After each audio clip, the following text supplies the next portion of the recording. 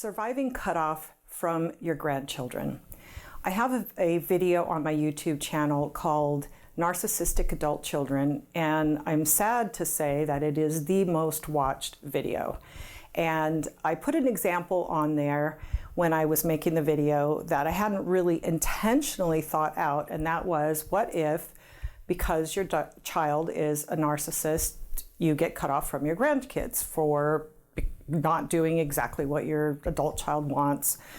And afterwards I thought, oh my, maybe that was too limiting. Well, I have to tell you, sadly to say, that there are hundreds of examples on there of people reading that who have exactly that experience. So I'm going to talk to you a little bit about how to handle that. How do you survive that and not allow it to just ruin your life? Because it is painful. How can you be cut off from your grandkids and not experience pain? So first of all, any loss that we go through, any loss, whether it's death, whether it's loss of a job, loss of a relationship, like you would do in a divorce, or with somebody getting even a chronic illness or a serious illness, or the loss of your grandkids, is a loss. And we go through what's called the grief process. The grief process is kind of, you go in and out the different stages. Anytime, especially, you have a different aspect of the loss, like say the grandchild's birthday. But the main grieving will be at the beginning, when you're kind of dealing with this and having to come to terms with it. The first stage is denial and shock. And that's like, you're going to be telling yourself, did this really happen? Is this really my experience? And then you might make yourself feel like, oh, okay, it's going to get better. It's not going to be forever. Things are going to get fixed. Maybe if I just say this, say that, it'll be okay. So you're going to have trouble admitting that you're actually being cut off from your grandkids. The next stage is anger. When you come to terms with the fact that, yes, in fact, you are being cut off from your grandkids, whether it's, long-term or periodically.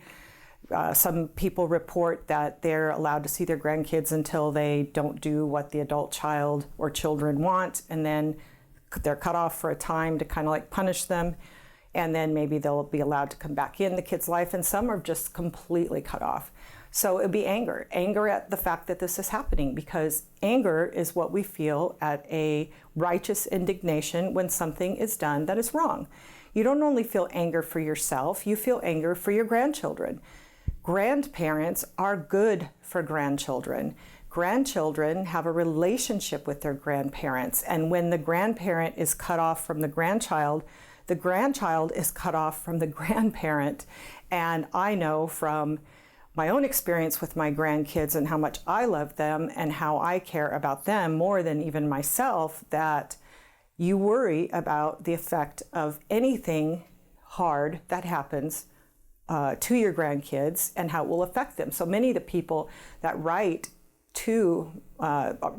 down and post comments underneath that video are saying, my heart is breaking for my grandchild, because my grandchild is probably thinking, where's grandpa? Where's grandma? Why aren't they coming around? Why aren't they at my birthday? And who knows what the parents are telling the child. So yes, your heart breaks for that too, and you're angry about that. Then the next stage is bargaining. And bargaining is kind of like, well, if only I hadn't said this, then maybe I'd still be seeing my grandchildren. If only I had agreed to do this, or if only I hadn't confronted my child, or if only I had raised this child differently, or if only I had tried this. You're going to be kind of like figuring out how to go back to it not happening.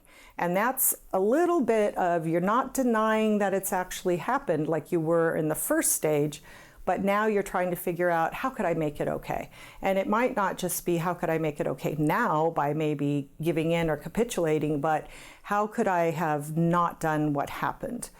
And then the next one is just sadness. And the sadness, depression, is when you feel that pit in your stomach and your heart just is falling out onto the floor, and you might be crying, you might feel depressed, you might feel hopeless, you might feel like, I don't care about anything else in my life, I don't want to get out of bed, I don't want to go to work, and you're just sad. You might, like I said, cry a lot, you might feel just completely, down.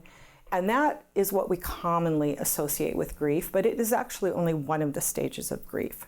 The end stage is acceptance. And acceptance is where you admit that it's true, you have gone through the anger, so you're not really fuming anymore. You've let go of the what ifs and if only, and so you're not doing the bargaining, kind of figuring out how do I make this not happen.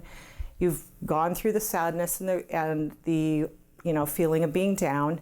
The tears are over, and now you accept it. Okay, you say, I hate this, I don't like this, this isn't what I wanted, but I can come to terms with the fact that this is. And when you reach that place of acceptance, that is where you're ready to implement some of the suggestions that I'm going to give you wholeheartedly. So you can work on these even though you are going through the grief process, because the grief process is not done overnight. It takes time. It is something that you will, like I said, go in and out of, maybe at a birthday party, every Christmas, when you know that the child is graduating, or you hear something about the child and you realize how much you're missing, different times like that. So the first thing is healthy limits on groveling. And what I mean is, what is the extent of your asking, begging, doing all that type of thing where you're trying to fix it? And that kind of still goes here, because you have to make a decision on that after you've gone all through this grief process and you come to acceptance. Are you going to make any attempts to reach out to your adult children to try to rectify it? And let's say that you decide that you've done everything that you can. I'm going to talk more about that in another video. But let's say you've come to accept that you've done what you can and there's nothing more that you can do. So here's how you can survive cutoff from your grandkids. 1, you're going to invest in other children. And what I mean by that is, if you have other children that have grandkids, pour your life into those grandkids. Be grateful that those grandkids are in your life. Instead of thinking when you're with those grandkids about the grandkids that you're not seeing, put all of your focus on those grandkids. Just be a fantastic grandparent. Enjoy it, love it. If you're far away from those grandkids, maybe you're going to move closer. Do whatever it is that you can to where you can just fill that empty hole in your heart with your other grandkids. If you don't have other grandkids, or they're all grown, it could be great grandkids, it could be nieces and nephews, because there are a lot of kids maybe in your family, maybe they don't have a grandparent in their life, or maybe they are a single mom raising the kids, or a single dad. So they could benefit from a grandparent. It might not even be nieces or nephews. It might be a single mom in your church whose parents live far, far away, and she needs grandparents in her kid's life. I guarantee you can find somebody who needs a grandparent.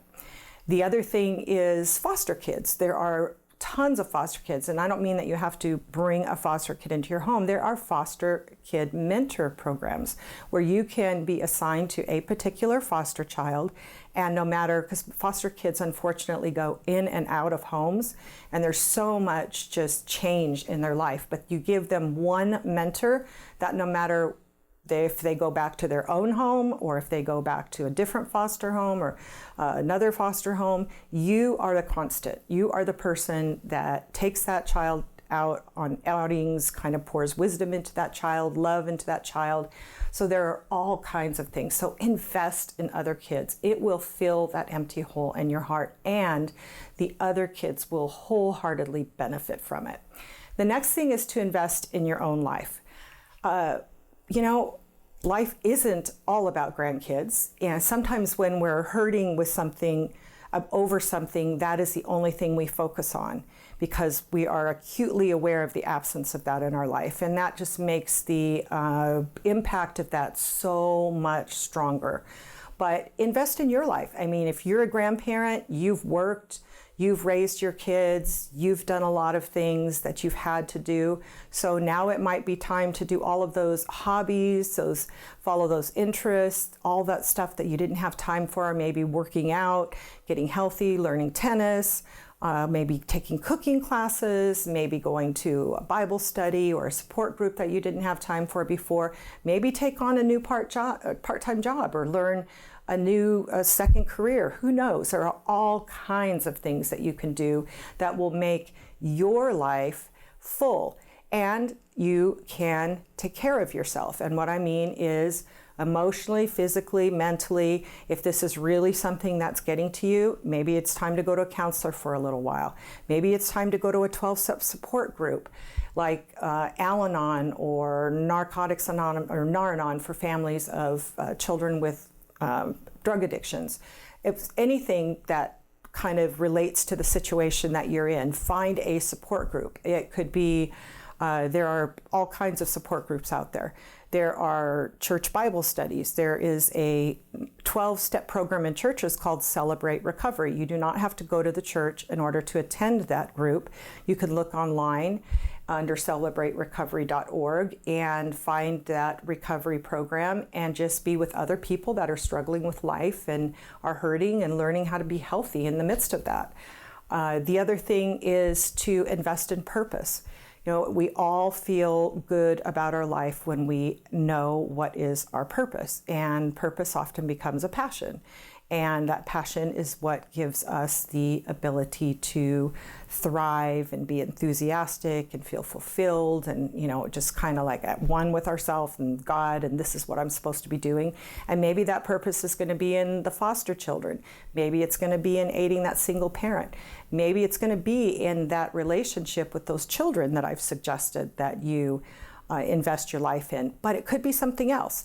It could be going back and taking another passion or purpose and getting involved in community or politics or a ministry in your church or another outside organization. It could be starting an organization. All kinds of different things that you can do. Maybe you can start a group for parents of estranged children or parents that are not having contact with their grandchildren. There might be people in your church that are experiencing the same thing. The possibilities are endless. And when you have purpose, you can do better at dealing with pain and loss. And then the last one is to invest in a future with your grandkids. Now, how do you do that? Well, you got to kind of be a little careful because you don't want to make things worse with your adult child. And if it is, for instance, your in-law, the one that's married to your adult child that is keeping you away from the grandkids, you can, you know, within reason, figuring out whether or not you should talk to your adult child. Here are some questions. Does that adult child tell the spouse everything and that's going to make it worse? Does that adult child talk openly to you about it, or is it kind of like a forbidden topic? I'd be careful about sending emails that the in-law might read if that's a touchy subject. The other possibility is if it's okay for you to still, even though you can't see your grandkids, send a card on a birthday, send a card or gift at Christmas. Some people do that and the gifts are sent back. Some people still do that. They figure, you know what? Nobody can keep me from sending a card or a gift. So unless your child has specifically said, do not do that, because then if you do that and don't respect a boundary, you're going to make it worse. If you feel good about still letting your grandkid know, or your child know, your adult child know, that you're still the grandparent and you're still thinking about that child, go ahead. You can write letters to your grandchild and put them in a folder, because many times the fact that this situation exists lets you know that there is a problem in the home dynamic where your grandchild's being raised, and a lot of times grandkids will experience some problems in that home, and when they turn 16, 17, 18 and they can drive, they'll come see the grandparents and they'll start asking questions like, why were you not around?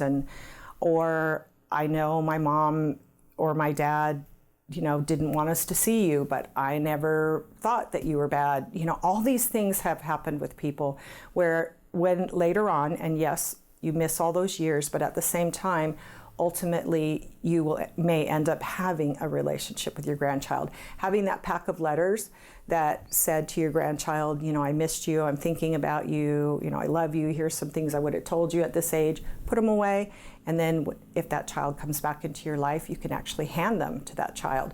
Or you can give them all the presents and cards that were returned to you. You could actually keep those unopened and returned packages and cards. I mean, nobody can keep you from giving that child information or letting that child know that you actually have loved him or her or both and been there for them and tried to make some attempts. So again, you got to use wisdom in that. But later, when the child is old enough to have a phone, and maybe the child is, and you know the child's cell phone number, you might, unless you've been specifically forgiven, maybe send a text and just say, thinking about you today, love you. So whatever that is, think about how you could invest in a potential future relationship with that grandchild. So how do you survive cutoff from your grandchildren? Go through the grief process. It's healthy, it's necessary, it brings you to a place of acceptance. Then invest in other kids, nieces, nephews, foster kids, other grandkids, your neighbor's kids, single parents' kids, kids of a friend, all kinds of opportunities. Invest in your own life. Get a life for yourself. You deserve one. Invest in a purpose, which gives your life meaning and direction. And then invest in your future relationship with your grandkids. So I hope you have enjoyed this video on Change My Relationship. I just want to make sure you know that I do have a website with books and studies and resources. It is changemyrelationship.com, and I think you would find things there that will be helpful to you, as well as all my videos are for people in difficult relationships. So all of them are applicable to the grandparent that is struggling with cutoff from their grandchildren. So thank you for watching Change My Relationship. Bye.